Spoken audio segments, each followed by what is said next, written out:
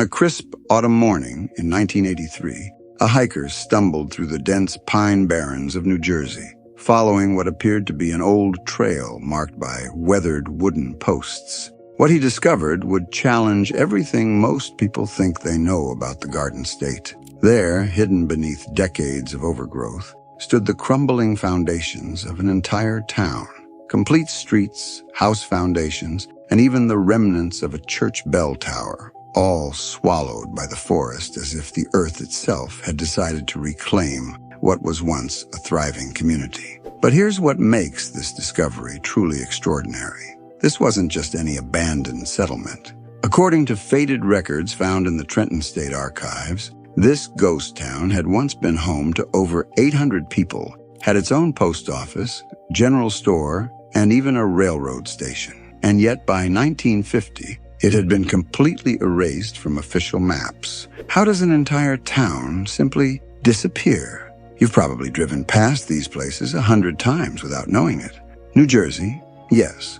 The same New Jersey, known for its beaches, diners, and densely packed suburbs, is actually home to some of the most haunting ghost towns on the entire East Coast. Towns that once bustled with industry, families, and dreams now lie hidden beneath forest canopies and forgotten by time. Some were swallowed by economic collapse. Others were deliberately flooded to create reservoirs. A few simply faded away when the world moved on without them. And one was abandoned for reasons that still make locals refuse to talk about what really happened there. You're watching Undiscovered America, where we explore overlooked corners of the country that most maps and travel guides won't show you. Join me today as we venture into the forgotten corners of the Garden State, where entire communities have been reclaimed by nature, and where the line between history and mystery becomes surprisingly thin.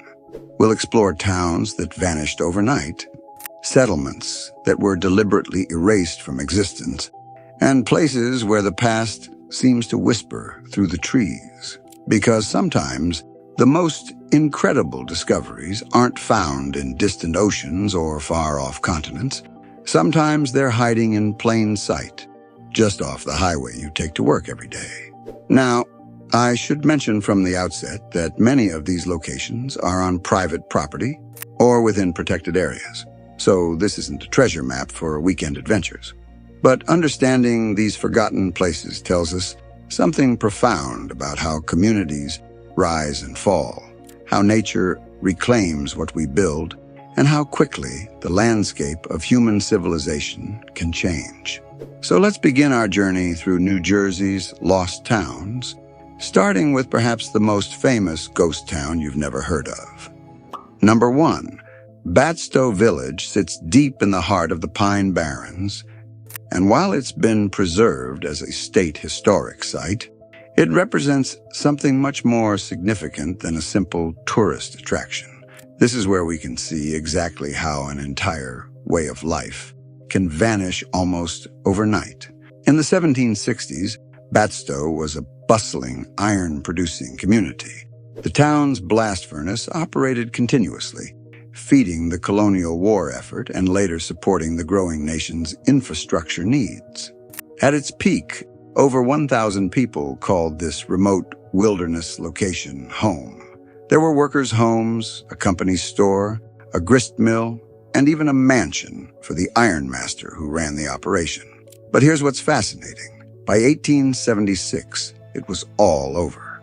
The iron industry had moved west, where larger deposits and better transportation made the New Jersey operations obsolete. Within a single generation, Batsto transformed from a vital industrial center to a ghost town. The furnace went cold, families packed up and left, and the forest began its slow process of reclamation. What makes Batsto extraordinary isn't just its preservation, it's what it represents. This is a perfect example of how quickly entire communities can become obsolete when economic forces shift, and Batsto was just the beginning. Number 2, Ong's Hat presents us with a mystery that's far stranger than simple economic abandonment. Located in the Pine Barrens near Brown's Mills, this settlement has spawned decades of conspiracy theories, urban legends, and internet folklore that blur the line between historical fact and creative fiction. The real Ong's Hat was settled in the 1860s as a small farming community. By the early 1900s, it had a post office, a general store, and several dozen residents. But by 1936, it was completely abandoned. The official record suggests it was simply another victim of economic changes and rural depopulation. But here's where things get interesting. In the 1980s, stories began circulating about Ong's Hat being the site of secret government experiments, interdimensional research, and quantum physics laboratories hidden in the Pine Barrens. According to these tales, the town wasn't abandoned due to economic forces. It was evacuated because of something far more sinister. Of course, there's no credible evidence for any of these claims. But what's fascinating is how quickly a genuinely abandoned town can become the foundation for modern mythology. The real Ong's Hat tells us something important about rural abandonment in early 20th century America. The fictional Ong's Hat tells us something equally important about how we create stories to explain the inexplicable. Today, you can still find the remnants of the original settlement. Foundation stones scattered through the forest, old well sites, and the occasional rusted farm implement slowly being consumed by decades of leaf litter. It's a place where reality and legend intersect in ways that make you question what you think you know about the recent past. Number 3, Double Trouble sounds like a place from a Western movie. But this New Jersey ghost town has a history that's far more complex than its colorful name suggests. Located in what's now Double Trouble State Park, this cranberry-producing community thrived from the 1890s through the 1960s before economic pressures finally forced its abandonment. The town got its unusual name from a sawmill owner who supposedly declared the location Double Trouble due to a dam that kept washing out and a worker who kept causing problems. Whether that story is true or just local folklore, the name stuck, and Double Trouble became one of New Jersey's most successful cranberry operations. What makes Double Trouble particularly fascinating is how completely intact it remains. Unlike many ghost towns that have been scattered by time and weather, Double Trouble still has its original company store, workers' cottages, the cranberry sorting house, and even the old schoolhouse. Walking through the preserved village feels like stepping back in time to an era when entire communities were built around single industries. The cranberry operation at Double Trouble was remarkably sophisticated for its time. The company maintained its own railroad spur, employed dozens of workers year-round, and even provided company housing and a commissary for employees. During harvest season, the population would swell as seasonal workers arrived to help with the crop. But by the 1950s, larger cranberry operations in other states were outcompeting the New Jersey producers. The economics of small-scale agriculture were changing, and places like Double Trouble couldn't adapt quickly enough. The last cranberry harvest was in 1961, and by 1964, the town was officially abandoned. Number 4. Feltville represents perhaps the most utopian of New Jersey's ghost towns, and its story reveals something profound about 19th century American idealism and the challenge of creating perfect communities. In 1845, David Felt purchased 760 acres in the Watchung Mountains with an extraordinary vision. He would create a model industrial community where workers could live in harmony with nature while producing high-quality goods. Felt manufactured paper and stationery in New York City, but he wanted to establish a factory town that would demonstrate how industry and rural life could coexist. Felt built worker cottages, a company store, a church, and a school. He provided his employees with gardens, clean water, and educational opportunities for their children. For a brief period, Feltville represented everything progressive reformers hoped industrial communities could become.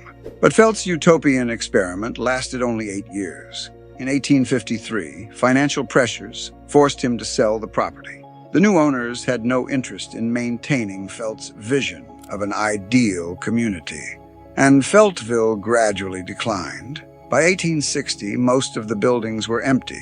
What happened next is what makes Feltville's story particularly compelling. The town was essentially recycled. The buildings were converted into a summer resort for wealthy families from New York and Newark. For several decades, the former factory town became a vacation destination, complete with a hotel, tennis courts, and recreational facilities. But even as a resort, Feltville's days were numbered. By the 1920s, improved transportation meant that wealthy families could travel to more distant and exotic vacation spots. The resort closed, and the buildings began their slow decay. Today, Feltville, now known as the deserted village of Feltville, sits within the Wanaque Reservation. Several of the original buildings have been restored, but walking through the site, you can sense the layers of history. The idealistic industrial community, the exclusive resort, and now the preserved historical site. It's a place where multiple versions of the American dream have risen and fallen in the span of less than 2 centuries.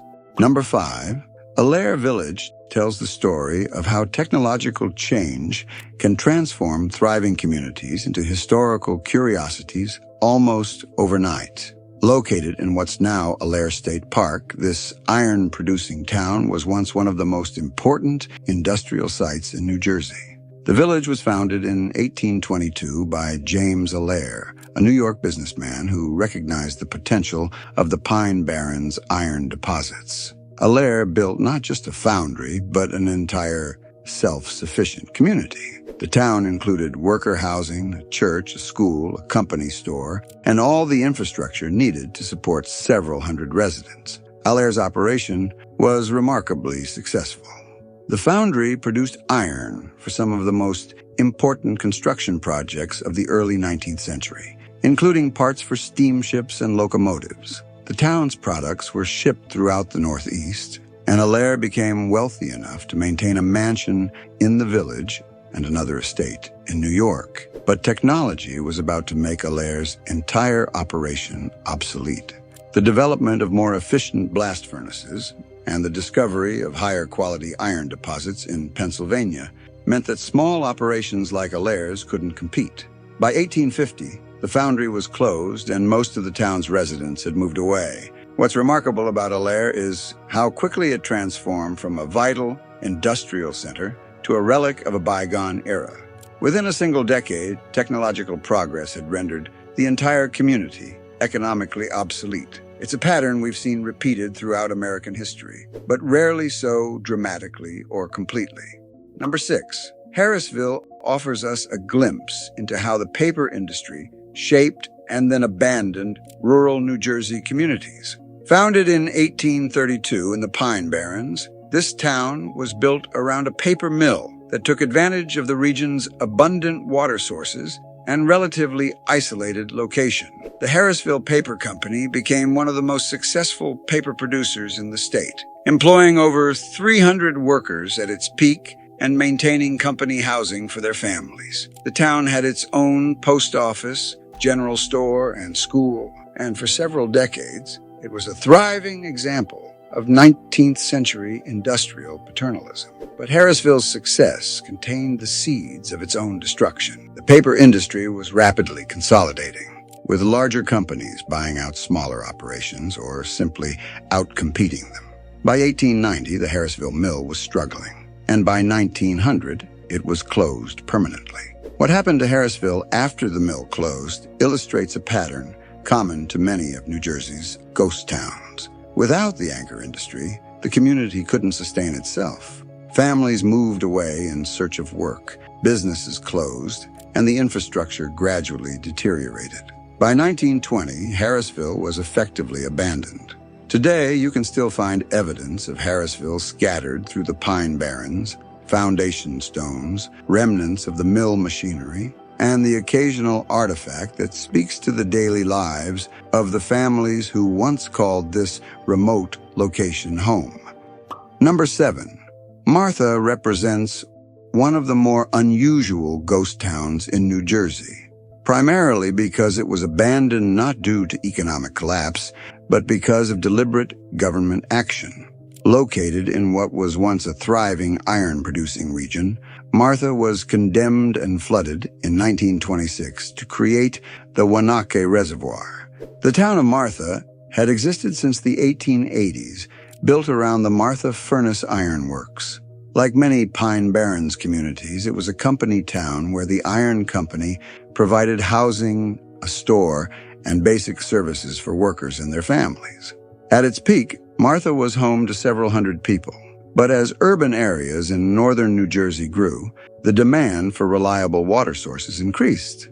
The state decided that the economic value of the reservoir outweighed the value of preserving the small community of Martha. Residents were given compensation and forced to relocate, and the entire town was deliberately flooded. What makes Martha's story particularly poignant is how completely it disappeared. Unlike other ghost towns where you can still find ruins and foundations, Martha lies entirely underwater. Occasionally, during periods of severe drought when reservoir levels drop significantly, parts of the old town become visible again, ghostly reminders of a community that was sacrificed for the greater good. Local divers have explored the underwater ruins of Martha, reporting that some structures remain remarkably intact beneath the reservoir's surface. It's a surreal experience, swimming through the streets of a town that was deliberately drowned nearly a century ago. Numbers 8, 9, and 10.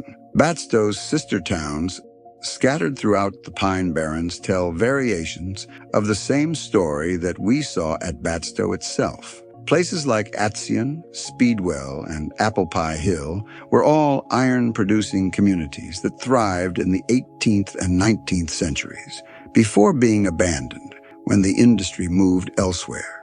Atsion is particularly well preserved, with the ruins of the ironmaster's mansion still visible, along with the remains of worker housing and industrial infrastructure. The town was founded in 1765 and operated successfully for over a century before closing in 1876. Speedwell, named for the furnace operation that dominated the community, was notable for producing iron that was used in the construction of Revolutionary War cannons. The town's strategic importance during the war led to it being one of the most heavily fortified locations in the Pine Barrens. Apple Pie Hill, yes, that's its real name, was smaller than the other iron towns, but notable for its unusual location on one of the highest elevations in the Pine Barrens. The town's fire tower, built after the community was abandoned, now serves as one of the few visible landmarks